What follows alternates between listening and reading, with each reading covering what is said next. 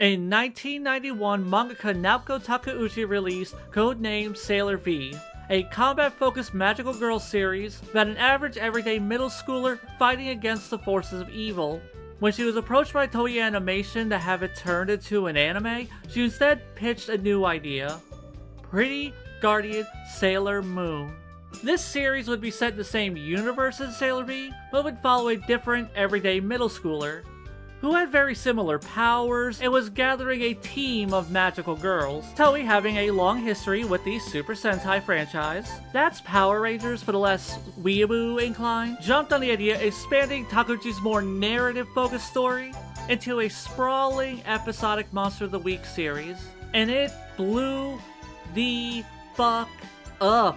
Sailor Moon would become a pop cultural phenomenon with games, stage musicals, a tokusatsu series, until eventually coming full circle back to its source material with a new, more manga-faithful adaptation. And that brings us to this video series. I'm Lady Zeon, and welcome to the first episode of Codename Sailor Versus, where I'll be going through the entire manga, chapter by chapter, and comparing it to its two anime adaptations. So without further delay, now do your thing, Moon Mama!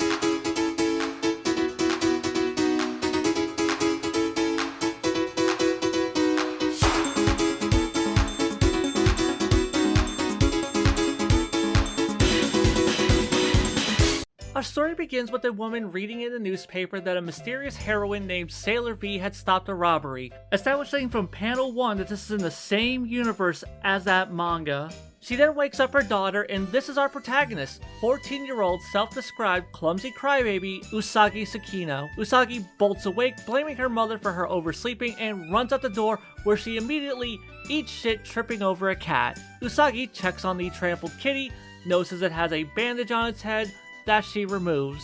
Underneath is a crescent-shaped mark on its forehead. The cat stares her down before, oh shit, Usagi is now late for school. At the school, we're introduced to her teacher, Miss Haruna, who scolds her for her tardiness, eating in class, and failing her last test. Because we really need to get across how much of a colossal fuck-up Usagi is. Then we meet Umino, the token class nerd, and Usagi's financially well-to-do best friend, Naru.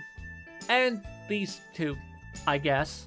Umino tells everyone how Sailor V stopped a jewelry store robbery, and somehow Usagi has never heard of the real-life superheroine that's been operating in her city she lives in for nearly a year. All this talk of jewelry store heist gives Naru the idea that they should check out her mom's big sale at her jewelry store. While there, Naru notes that it's incredibly out of character for her mom to throw such a sale, and Usagi leaves knowing her parents would never buy her any jewelry with her god-awful grades. And in her frustration, she crumples her test, tossing it behind her and hitting a random dude in the face. This guy is walking around town decked out in a full tux, and yet has the audacity to not only make fun of her test score, but also her hair buns. Like stones in glass houses, you douche. Usagi justifiably gets pissed and storms off. Tuxedo Douche then looks at the jewelry store, wondering if it might have the legendary silver crystal. Whatever that is. Usagi then goes to her local arcade, sees a poster for the new Sailor V game, and okay, you know what? Seriously, Sailor V has been around long enough and is famous enough to have a video game based on her. Her mother and her friends are all very familiar with her, and somehow this has just completely slipped Usagi by. And I know this is so she can be the eye-level character and have this explained to her and establish that this is in the same universe as Sailor V. But damn, they are like really laying it on thick. Anyhow, Usagi goes inside the arcade, plays some Sailor V, and here we're introduced to the sexy arcade guy that works there that Usagi has the hots for. And hey, it's the Crescent Mark kitty! It's back! And just staring Usagi down until she gets creeped out and decides to go home. There her mom loses her shit over her piss-poor test scores, kicking her out, and to pour salt in the wounds, she gets mocked by her little brother Shingo. Meanwhile, back at the jewelry ranch, a mysterious masked man walks up, and inside Naru catches her mother draining the energy of the people that bought her jewelry.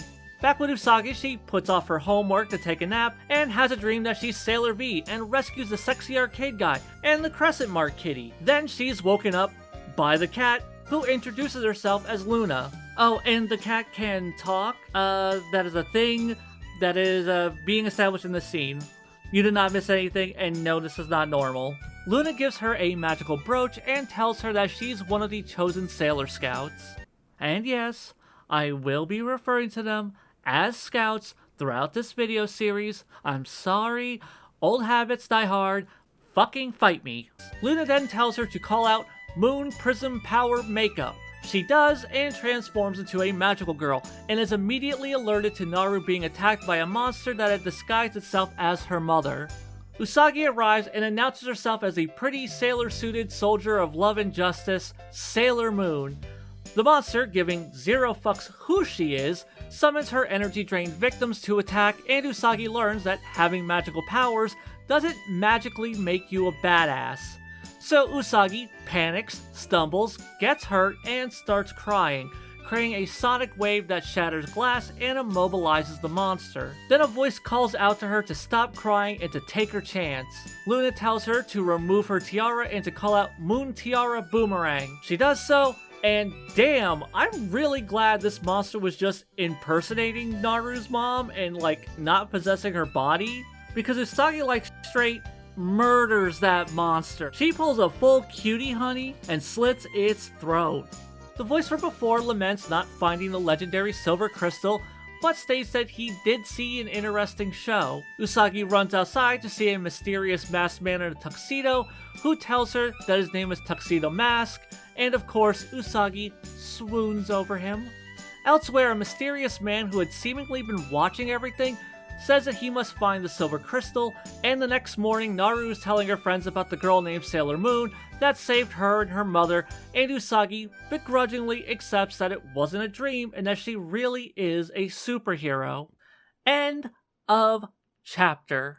As for the two anime adaptations, which for simplicity's sake I will be referring to as Classic and Crystal, they're both incredibly faithful and tell the same story beat by beat.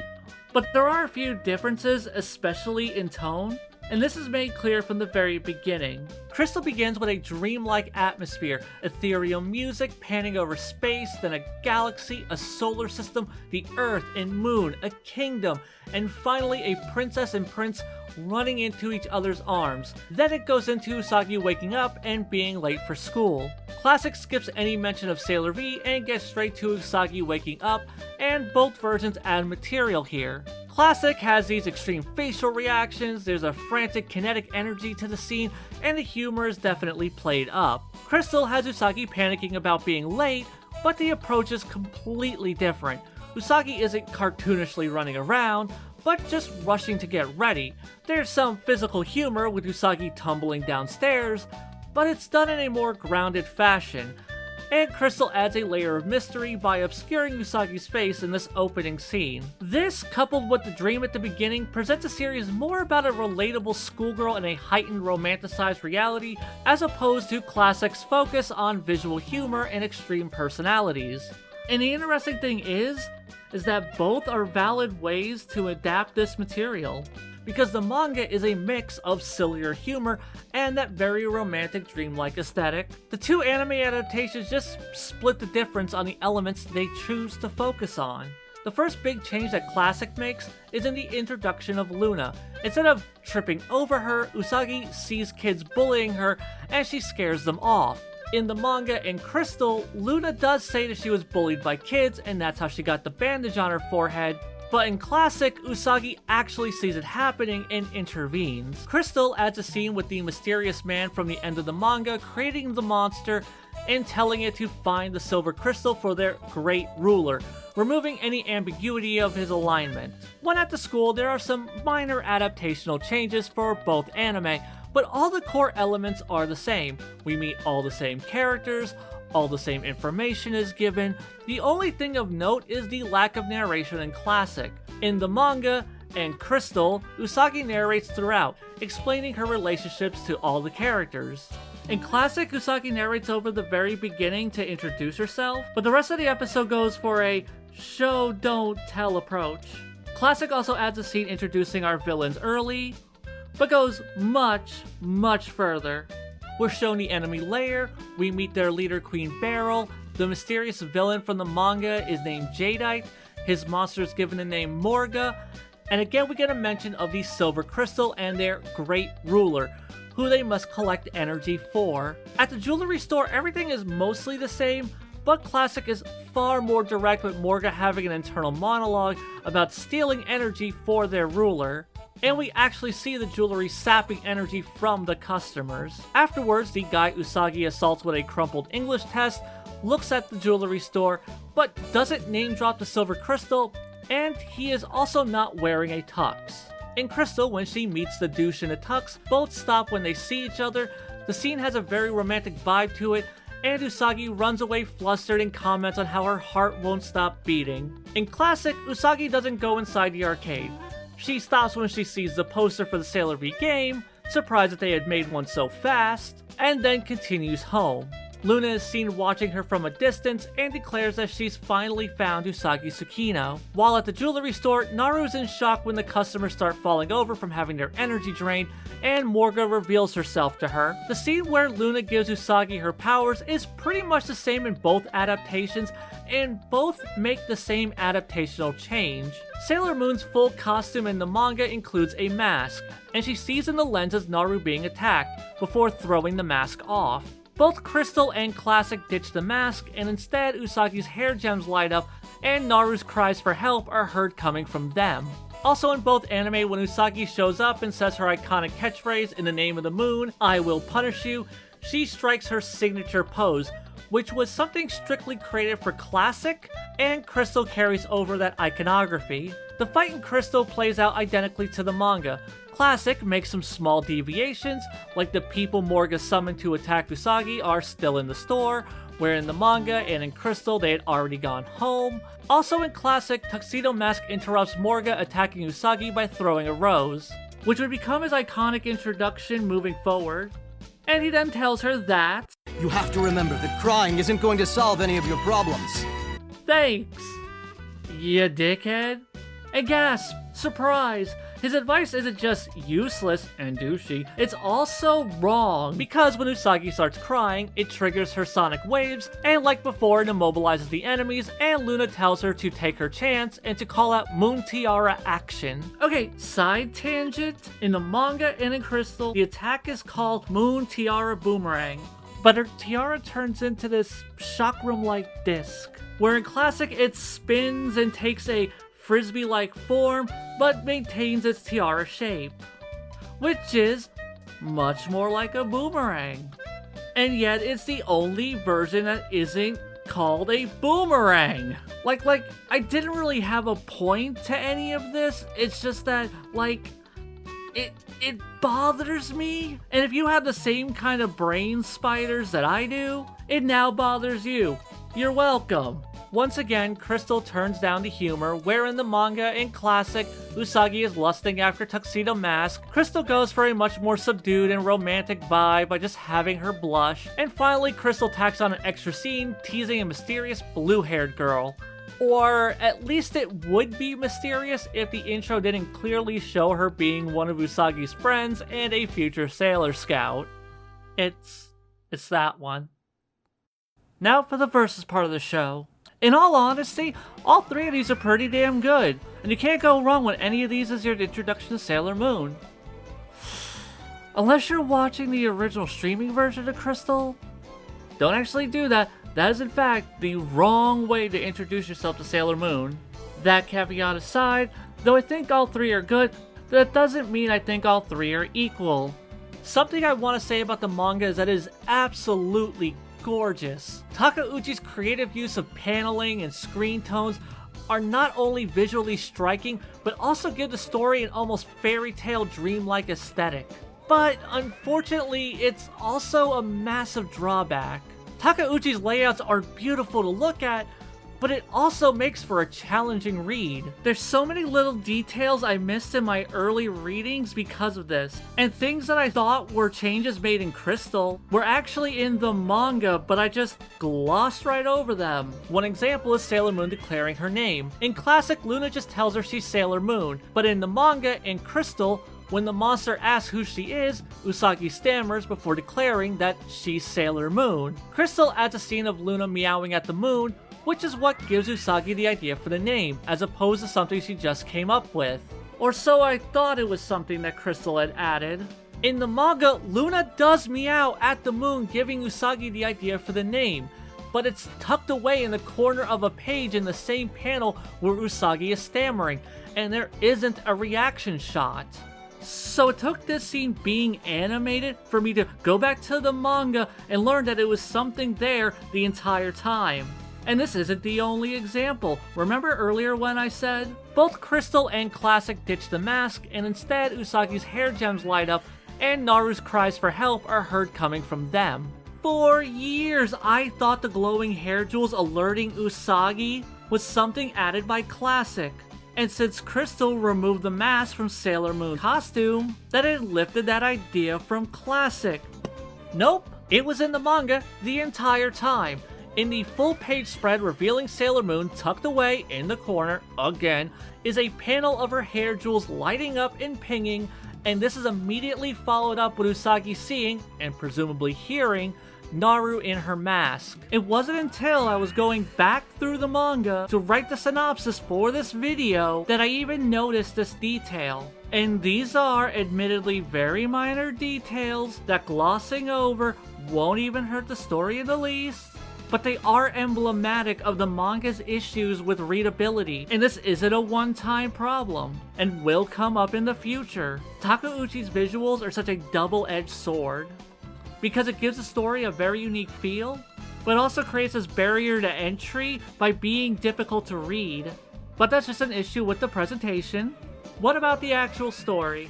I'm not sure what this chapter's narrative intent was. The first half of the chapter feels much more like a shoujo slice of life than the setup for a magical girl series. It plays things very close to the chest, pushing anything magical and ominous in the background, and I thought that was the point, to pull a genre switch up halfway through the chapter.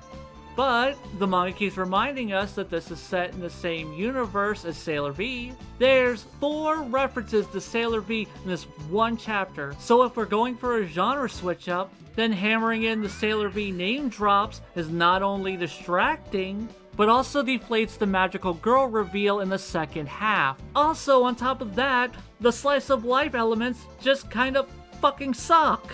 This doesn't feel like a day in the life of Usagi, it feels like a checklist of things that will be reoccurring.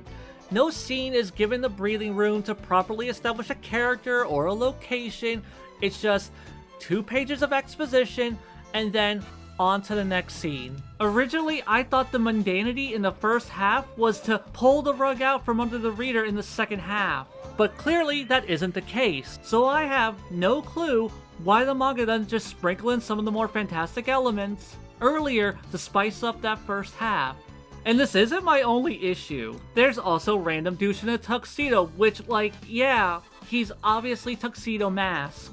And I don't mean obvious to us, the media-savvy readers. I mean obvious to Usagi. Like, he's wearing the exact same tuxedo that he wears as Tuxedo Mask, which he also calls out as weird. So her not catching on makes her feel exceptionally dumb, as opposed to, you know, relatably dumb. Now, all that aside, the second half is really good. The interactions between Luna and Usagi are a lot of fun. Seeing Usagi make a grand entrance as Sailor Moon only to realize she's still an incompetent crybaby is a really funny subversion. This is a strong introduction to this story's premise, and it not fully giving away Jadeite as a villain, but just someone watching from afar that's also looking for the silver crystal adds a small amount of intrigue for the next chapter. Like, the second half is genuinely fantastic. Now, Crystal obviously stays closest to the manga, it's what this whole adaptation was branded on. but it does have its own unique elements. Specifically, there's Usagi's princess dream that the series opens with, and it's called back to twice, hammering in that this is something substantive. And of course, it's leaning in more on that romantic atmosphere. And when we meet the guy in the tux and we see Usagi's flustered reaction, we, the audience, can put together, oh, she's the princess, he's the prince, sowing the seeds of the story of destined love. Like, it's not necessarily needed, but it's a nice little touch. Then there's everything else. As mentioned before, Crystal turns down the manga's comedy substantially, but this also tones down Usagi's personality, and though this could make her more relatable, it also makes her less interesting and less fun to watch, which really isn't the best thing for your main character. And because Crystal is so slavishly devoted to the events of the manga, it doesn't cut any of the physical comedy. So you have scenes of Luna cartoonishly scratching Usagi's face, which feel wildly out of place because they don't lean into the cartoonish nature of the gag. And then there's Usagi kicking the door, which lacks any comedic impact, because it isn't willing to play with the designs for the sake of a punchline. And then there's the narration. I said before that Crystal retains Usagi's narration from the manga, and manga is a very different medium, so what was originally some panels on the sides for character introductions are now scenes that bring the story to a complete halt just so Usagi can explain who these people are, and it even attempts to mimic the manga's visual flourish with this flower border, which honestly just highlights that the episode was paused for the sake of having the protagonist info dump things that we could have learned via context clues. Beyond that, Crystal is just the manga in motion with all the same strengths and weaknesses, but because it isn't willing to commit, it comes with its own unique shortcomings. Though, I will say, Moon Pride is an absolute banger, and kudos to the show for not just making a shitty auto-tuned cover of Moonlight Densetsu. Like, for real, I genuinely appreciate it. Finally, there's Classic. The manga has no shortage of comedy, but Classic adds to it with well-directed, quick-paced animation that gives the gags a frenetic energy. The visual jokes on their own are humorous, but the way Classic presents them just elevates the material. Classic knows it can't replicate the manga's more dreamlike aesthetic, so it doesn't even try, instead just leaning into the strengths of its medium to deliver killer comedy. Classic also discards any pretense that it might be a normal shoujo slice of life, which makes sense. It's an anime with an intro that's all about how this is a cool as fuck magical girl series. No need to pretend otherwise. Unlike the manga's slow reveal, Classic plays its cards straight on the table. Within the first 5 minutes, we're introduced to the villains and their goals, and Morga is more obviously evil. Luna speaks to herself outside the arcade, commenting how she's finally found Usagi Tsukino, revealing that she's no ordinary cat and Usagi is no ordinary girl. Classic is an anime targeted to a younger audience, so it makes sense it would want to pull attention to those more fantastical elements to draw kids in. Something else it does is cut unnecessary content. Sailor V is mentioned at the school, and Usagi sees the poster outside the arcade, and that is it. It removes Usagi's mom reading about Sailor V in the paper, it removes Usagi actually playing the Sailor V game, and it removes her dream she has about the Sailor V game, and just kind of lightly sprinkles in some Sailor V references without shoving it in your face. And since Usagi never goes inside the arcade, we never meet Sexy Arcade Guy. And that's fine. Sexy Arcade Guy is easily the least important thing of everything that first episode tries to establish. It can easily be put off to a later episode, which he is. Overall, I think these cuts are objectively good things. It frees up space to establish the villain, and it gives all the scenes more breathing room, allowing more time for Usagi to play off of others, instead of just feeling like a checklist of introductory elements. And then there's Luna's introduction. Though I don't think there's anything wrong with how the manga and Crystal handle it, Classic, I think, elevates it. Usagi seeing the kids bullying Luna and actively stopping it shows that she's not just a spoiled crybaby, and that she does, despite her flaws, not only cares about the defenseless, but will step up to defend them. And I think that's a much needed layer of depth to her character this early in. The manga version essentially serves as an opportunity to show Usagi being clumsy, and there's more than enough scenes to establish that Usagi is a shit show. Also a very minor change, but one that I personally really like. Classic changes Sailor Moon's costume, stripping down a lot of the clutter for a more simplistic look. It ditches the mask that even the manga and Crystal thought was a bad idea. It simplifies her brooch, makes her earrings smaller, removes the hair barrettes, and the smaller replica of her brooch on her choker. Though I kinda wish they'd kept the hair barrettes, that's just me though. They're little alterations that make a big difference given how busy the manga's original design was. Speaking of costume changes, the dude in a tuxedo isn't wearing a tux. He's just dressed like a normal dude. So when Usagi meets Tuxedo Mask, it doesn't make her look like a complete fucking idiot that she can't put 2 and 2 together. Also, he doesn't mention the silver crystal, and though media-savvy adults will put together that he's obviously Tuxedo Mask, the children watching at home probably won't, making for a mystery to hint at that can be revealed later in the show. Then there's Tuxedo Mask himself. I want to say that him actively getting involved is better than just shouting, "You can do it! Cut his fucking head off!" from the shadows, but following that up with a shitty platitude negates any points gained for cool rose throwing. Then there's the monster of the week. Morga in Classic is straight up nightmare fuel. With her stringy hair, black eyes, decaying flesh, a head that turns around like a fucking owl, and her go-go Morga arms. This bitch is my sleep paralysis demon. The monster in the manga is effectively creepy, and Crystal is honestly a god-awful rendition of that. But Morga in Classic is a thing that haunts my nightmares. And that wraps up everything I had to say about these 3 versions. So, which version is it that came out on top? Well, if it isn't obvious already, it's Classic. Hands down. The manga's weaker first half, coupled with its readability issues, really knock it down a peg. And though Crystal does have some nice bits, it's mostly just the manga in motion, and just does everything worse.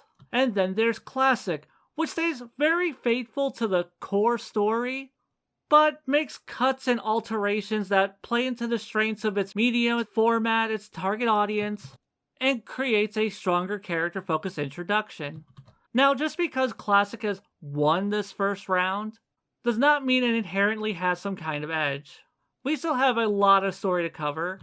The manga still has plenty of time to smooth out its storytelling and readability issues. Crystal has plenty of time to use the strengths of its medium to elevate its source material, and Classic is gonna be doing a lot of padding and deviating quite a lot, for better and for worse. So that wraps up this episode.